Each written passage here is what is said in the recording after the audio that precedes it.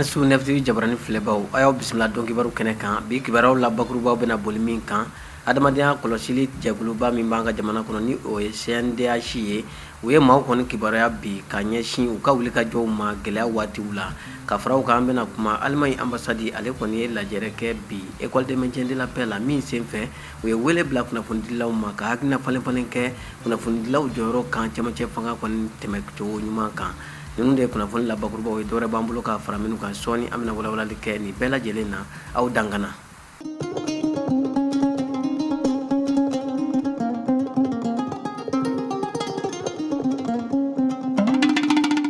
a y'aw bisimila ko kura bi alamisa novembre kalo tile 5 dɔn kibaru kɛnɛ kan an bɔra k'a fɔ ye bakurubaw la sisan hadamadenya hakɛ kɔlɔsili tɔnba min b'an ka jamana kɔnɔ yan ni o ye CNDH ye u ye maaw wele ni k'u kibaruya ni k'u kalan u ka tɔnw kɛɲɛ bɛ ka wulikajɔ min sabati gɛlɛya waatiw la walasa ka maaw bila u ka hakɛ minɛnw kɔnɔ cogoya min na a baara dayɛlɛw kɔni kɛra bi hôtel Salamu na a baara u yɛrɛ kan ka kuncɛ sibiri nata novembre kalo tile 7 a kɛnɛ kan Aminata Daɲɔ ma Tarawele fo ka taa se Tijani Sidibe ma u ye min sɔrɔ Soma Sama ye an ka jɛ ka ɲɛmadaw fɛ.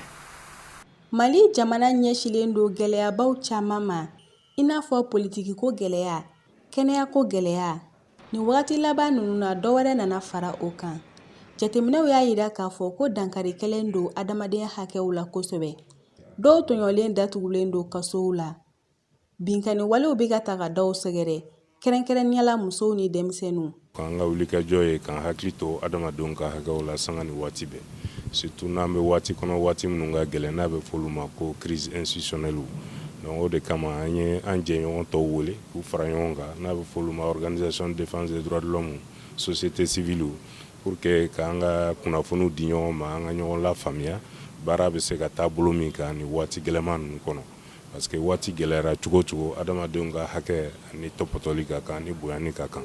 donc lajɛ in sigi kunba ye o de ye ka mɔgɔw bila hakili jagabɔ la ka instruments d'u ma u bɛ se ka baara kɛ cogo min na nɔgɔya ni waati in kɔnɔ. Ni tile saba lakɔkɔlikala in bɛna nafa ni faamuyali caman de lase maaw ma u bɛ se ka baara kɛ ni minnu ye. Tile saba in kɔnɔ mɔgɔw bɛna faamuyali minnu sɔrɔ a belebeleba dɔ ye ka sɛbɛnfura minnu bɛ adamaden hakɛ ko kun kan an bɛna olu fɛsɛfɛsɛ bɛɛ k'i ka tɔmɔta sɔrɔ o la o kɔfɛ i kan ka fɛlɛ minnu bila sen kan pour que terrain kan i bɛ se ka adamadenw ka hakɛw kɔlɔsi cogo min ɲininkali siraw fɛ ani kɔlɔsili sira wɛrɛw fɛ ani i ni polisiw ni gendarmew ni sirasiw ka baara ɲɛdɔnya olu taabolow kan donc an bɛna o techniquew ɲɛfɔ ɲɔgɔn ye pour que an bɛ se k'an ka baara nɔgɔya cogo min terrain kan. Tile saba baara in na n y'a fɔ kuma kɔnɔ organisation défense des droits de l'homme ani association société civile ani journalistes bɛɛ welelen don parce que droit de l'homme bɛ bɛɛ concerné liberté de la presse bɛ yen liberté d'expression bɛ yen droit à l'alimentation bɛ yen droit à l'éducation bɛ yen donc a bɛ bɛɛ de concerné donc an ye dɔ ci bila bɛɛ ma bɛɛ ka na an ka fara ɲɔgɔn kan an ka hakiliw jagabɔ an ka ɲɔgɔn dɛmɛ. Nin waati laban in na commission nationale des droits de l'homme CNDH ale ye wulikajɔw ni kɛlɛw caman kɛ adamadenw ka hakɛ tɔbɔtɔli ni a kɔlɔsiliko la. CNDH tɔgɔ bɛ fan bɛɛ chaque fois que ni adamaden hakɛ ko kuma bɛ fɔ yɔrɔ min a y'a ye k'a fɔ kabi a bɛ fɔ min ma fanga yɛlɛma o ma se an bɛ wulikajɔw la k'a fɔ marche ni fɛn minnu bɛ kɛ an bɛ wuli k'an jɔ pour que mɔgɔw ka hakɛ kana buruja an bɛ kangarimadaw kɛ an bɛ communiquéw kɛ an bɛ déclaration kɛ o kɔfɛ an bɛ taa prison bɛɛ la mɔgɔw bɛ minɛ yɔrɔ o yɔrɔ an bɛ taa yen an bɛ taa kɔlɔsi la pour que k'a lajɛ ni damankari kasobonnadenw ka hakɛw la o kɔfɛ a y'a ye faamakɔrɔ minnu kun minɛna n'u taara bila Kati an wulila an sera fo Kati an taara ko sɛgɛsɛgɛli la parce que hakɛw b'u bolo k'a fɔ u ka hakɛw kan ka kɔlɔsi fana u ni ɲangata dɔw man kan donc o ye bɛɛ lajɛ hakɛw ye quoi o kɔfɛ an bɛ ni ɲɔgɔn caman kɛ ka mɔgɔw former ka mɔgɔw hakiliw jigin adamaden hakɛ nafa la jamana kɔnɔ donc a tɛ fɔ ka ban don o don an bɛ baara la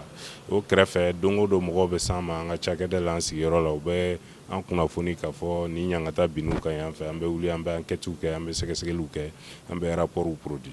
CNDH ka nin baara bolodalen ninnu kɛra ni Fondation Frédéric Naumann pour la liberté ale ka bolodi ɲɔgɔnma ye.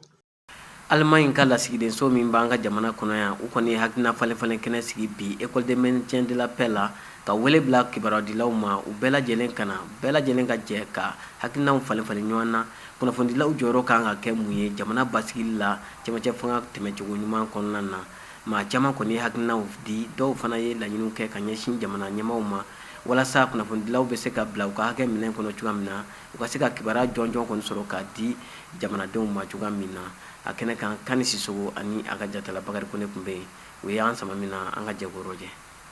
An ka jamana dɛmɛbaa jɛkulu caman jɔrɔlen bɛ an ka jamana cɛmancɛ fanga kɔni latɛmɛcogo ɲuman na o de kosɔn Alimaɲi lasigidenso ye nin kɛnɛ sigi ka wele bila kunnafonidilaw ma bɛɛ lajɛlen kana hakilina falen falen aw bɛ se ka jɛ ka baara cogoya min na ka cɛmancɛ fanga in bilasira a ka tɛmɛ hɛrɛ la cogoya min na.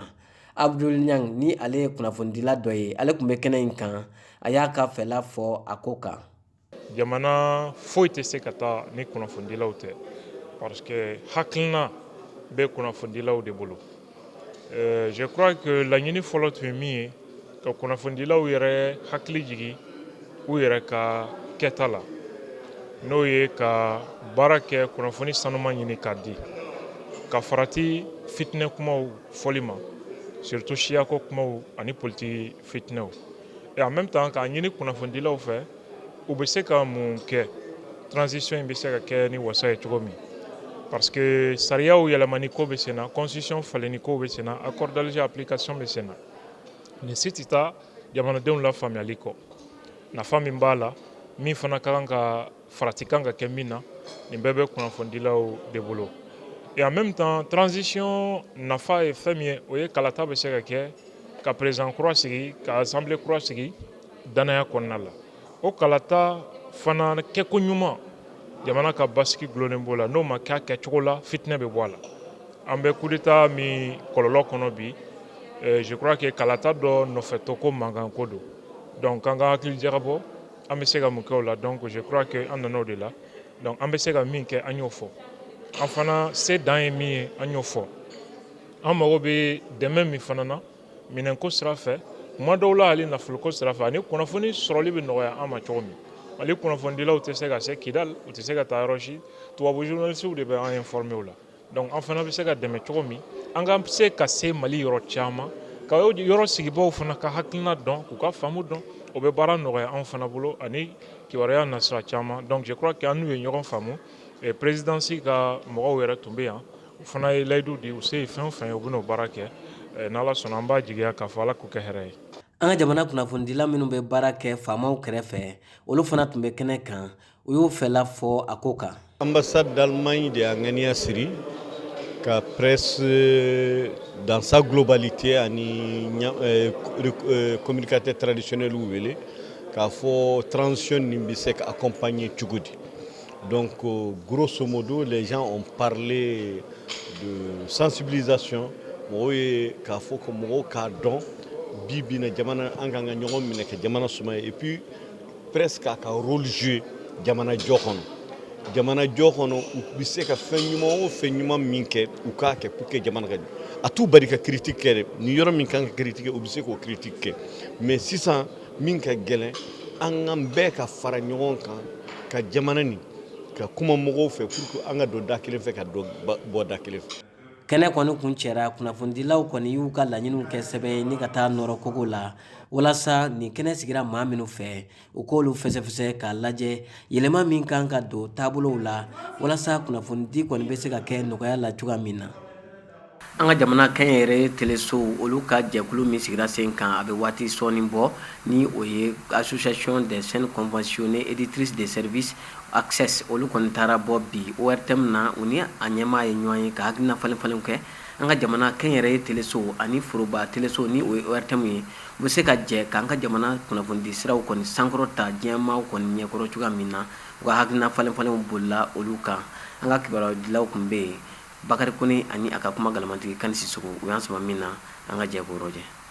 Kabini access sigira sen kan u b'a la ka wuli k'u cakɛɲɔgɔnw sɛgɛrɛ kelen kelen i n'a fɔ don tɛmɛnenw na u bɔra Maliɲɔn fɛ cogoya min na u ni ORTM ɲɛmaa ye ɲɔgɔn ye u y'u ka laɲiniw dankɛnɛmaya ni o ye kɛnyɛrɛye telesow ani an ka jamana foroba telesow bɛ se ka jɛ ka baara boloda cogoya min na ORTM ɲɛmaa kɔni y'u kunbɛn ni a bolo fila ye ni a y'a jira u la k'a fɔ ko ale kɔni b'u ka bila la su ani tile sigi in tɛmɛnen jɛkulu ɲɛmaa ni o ye Sori Kaba Jakite ye ale kɔni y'a jira k'a fɔ k'u tun n'an bɛ an ka jamana teleso fɔlɔ la ka na ladilikanw ta walasa u dili don cogo bɛ se ka ɲɛ cogoya min na. Bɛɛ k'a dɔn ka fɔ chaîne nationale ye cakɛda min a bɛ an bɛɛ lajɛlen ye. N y'a fɔ an ka ɲɔgɔn ye caman na télévision tigiw ɲɛna. ORTM kan ka ye i b'a fɔ anw ka kɔsɛmɛyɔrɔ rivalité tɛ anw ni ORTM cɛ. D'ailleurs aw yɛrɛ dama ni fana ɲɔgɔn cɛ rivalité tɛ, ɲɔgɔn dafa de bɛ yen. Mais a ka kan bɛɛ lajɛlen k'a dɔn k'a fɔ ni n bɛ télé de kɔni kɛ n kan ka na ORTM na ka na kuma ka conseils ɲini o bɛ e yɛrɛ dɛmɛ i ka baara taabolo la. N b'o welewele da aw bɛɛ lajɛlen ma bɛɛ ka i mini ORTM ma. An ka ORTM kan ka référencier an tɛ se ka jamana wɛrɛ télévision kan ka référencier. Anw bɛ waso n'an ka télévision nationale ye. Donc n bɛ fɛ o paradigme bɛ mɔgɔ caman na a ka falen. Donc ni Ala sɔnna a ma tant que ne bɛ nin président in na fo ka taa n ka mandat kuncɛ n bɛ baara de boloda min b'a to ani ORTM bɛ se ka gɛrɛ ɲɔgɔn na davantage ka baaraw kɛ ɲɔgɔn fɛ ka évoluer ɲɔgɔn fɛ. A tilala ka welewelema kɛ ka ɲɛsin kɛnyɛrɛye telesow ma u bɛ se ka u ka baara kɛcogo ɲɛ cogoya min na walasa kunnafoni ka kɛ jamana nafalan ye. Chaîne privée k'a dɔn k'a fɔ u ye Mali ta de fɔlɔ. Mɔgɔ si kana tasuma don Mali la. I ka journalisiya Mali ka kɔrɔ n'i ka journalisiya ye. Mali ka kɔrɔ n'i ka télé. Donc télé min bɛ an bolo bi anw de taara appel à candidature la faso dara an na a ko n bɛ nin di anw ma. C'est une portion du pouvoir public. Fréquence min b'an bolo an ta tɛ o n ko kalifa de don. Mais danaya min y'a to jamana ɲɛmɔgɔ y'a ta ka d'an ma an kan k'o danaya minɛn fa ka baara kɛ baara min tɛ na ni farafarali ye baara min tɛ na ni ka haine créer mɔgɔw ni ɲɔgɔn cɛ an ka baara to yen. Nous avons un devoir citoyen o ye mun ye ka baara kɛ min bɛ se k'a to jamana bɛ to basigi kɔnɔna la. Kuma bɛɛ mana fɔli kama kuma bɛɛ fana n'a fɔcogo don. O de y'a to aw yɛrɛ kan ka taa école la diɲɛ don o don formation caman b'an bolo an ma fɔ k'aw tɛ fɛn dɔn dɛ an bɛɛ bɛ école de la.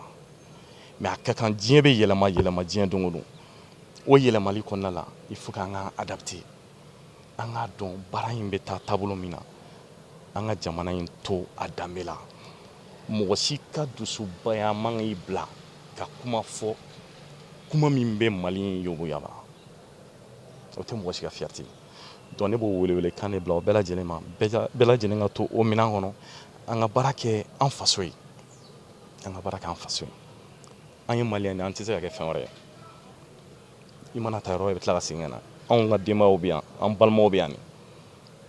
n'an ye taa don yan na an bɛ taa dɔ ta subalen sɔrɔ a bolo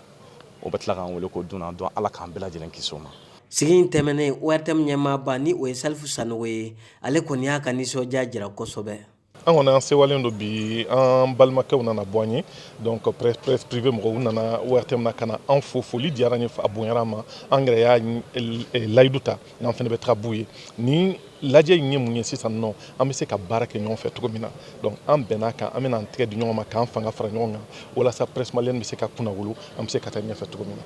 bilasirali min bɛ yen n'an b'an ka baara kɛ an k'a kɛ a kɛcogo la.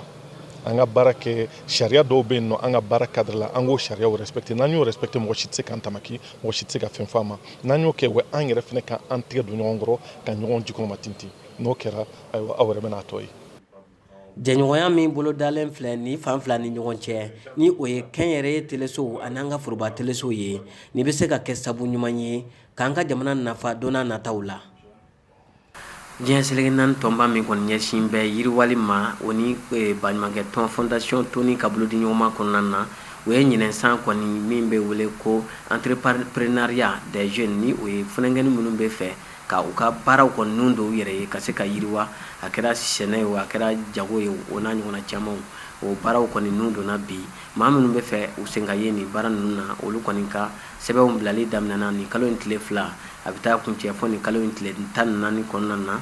maa caman kun bɛ a kɛnɛ kan ni wale in yɛrɛ bɛna ɲɛsin denmisɛnnin ba saba de ma an ka jamana kɔnɔna na an ka jamana baarako minisiri ale kun bɛ a kɛnɛ in kan an ka jɛ ka Umar Tarawele ka sɔrɔlenw lajɛ a kɛnɛ kan. Hakilina ye mun ye ɲina yɛrɛ min bɛ se ka fɔ to ni Olu Muli ka fondation kan Mali dɔrɔn de bɛna bénéficier ni projet in si tɛna bénéficier projet in na ni donc an b'a ɲini Mali denmisɛnninw fɛ ka postuler massivement walasa u bɛ se ka bénéficier ladɔnniya la cogo u bɛ se ka bénéficier dɛmɛ la k'u ka projet sigi sen kan ani u bɛ se ka bénéficier wari dɔ fana na mun bɛ se k'u dɛmɛ daminɛ la k'u ka projet ban o wari in ye $2500 a tɛ sara a bɛ d'i ma de i k'i dɛmɛ n'a ye walasa i k'i ka n'i ka société ma san 7 sɔrɔ i bɛ postuler wali ni idée dɔrɔn b'i la hakilina dɔ b'i la dɔrɔn i bɛ postuler o bɛɛ bɛ se ka ta cɛ fara muso kan a ka d'an ye yɛrɛ muso caman ka se ka postuler parce que idée ye ka musow dɛmɛ kosɛbɛ ni projet la denmisɛnnin musoman ninnu olu ka se ka bénéficier ni formation na ani u ka se ka bénéficier k'u ka société lancer. Ne financement sɔrɔ parce que u y'a bila internet kan u kelen k'a bila internet kan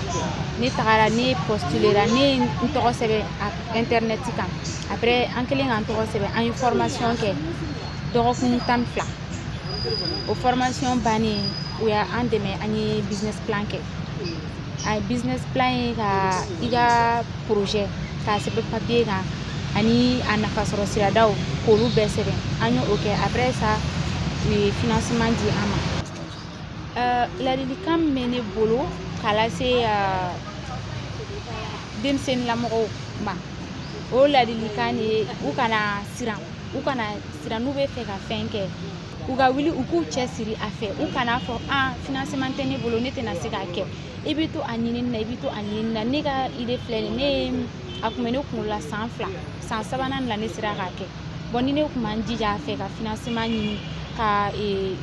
baaradaw ɲini minnu bɛ wari di denmisɛnninw ma k'u ka entreprise créer ne kun tɛ a sɔrɔ donc u b'u jija a fɛ o ladilikan in de bɛ ne bolo u k'u jija a fɛ u ka to ka taga internet kan opportunité baden de bɛ yen nɔ u b'a sɔrɔ ni Ala sɔnna ma. Hakilina ɲumanba don an b'a fɔ tari bari sabu an sigi bɛ min kama a hakilina dɔ don ka kɛ n'o ye bari sabu la fondation Tony Elumelu ni PNUD ka bolo di ɲɔgɔn ma kɔnɔna na nin programme min bɛ sen na a bɛ san caman bɔ nka ɲinanta ka a kɛrɛnkɛrɛn tuguni ka dɔ fara a kan min san tɛmɛnenw ta min bɛ kɛ ka camanba fara o kan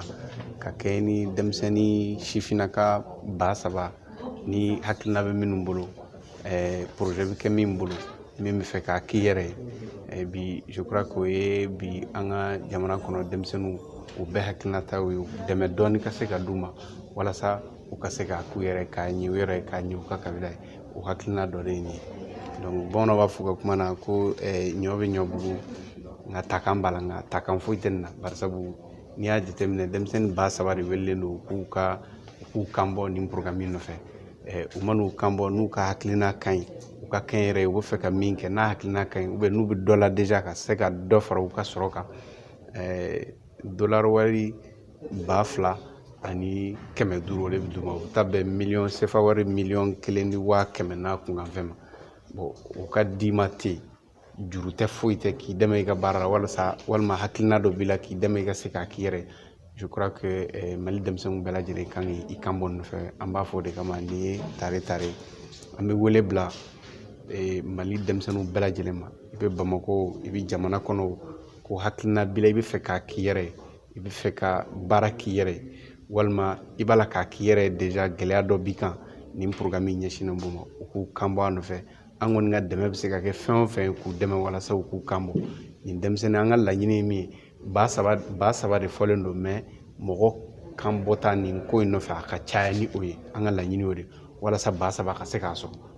Tabarikala aw minnu sɔgɔlen banna nin waati in na ka nin sanga in bɛɛ lajɛlen kɛ k'an lajɛ an b'aw fo aw ka ɲamadali la n'aw mago bɛ kunnafoni jɔnjɔn kɔni na o ɲiniyɔrɔ ye NEF TV jabaranin kɔni ye a y'aw sɔgɔlen to aw na a tɛ fɔ aw wakiliw kɔ a k'an bɛn donna nataw la Ala ka su hɛrɛ caya.